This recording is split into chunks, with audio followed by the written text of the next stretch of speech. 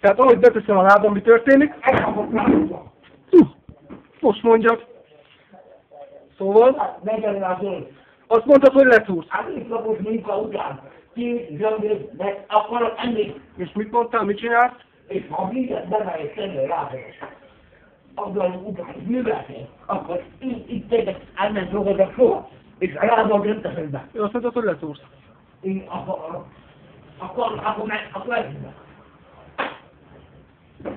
Maga bíróságra. Hát ez fel van véve. Teljesen mindegy. Tehát Én mond... kívül zsömmét akarok meglenni, egész szakos jótól a munka után, és nem akarom a cirkuszt. Tehát leszúrsz. Nem, azt mondom, ide nézd be a lábad. Azt mondtad, hogy leszúrsz. Ide, letted be a lábad. Na, ha beteszem? Ide, letted be a lábad.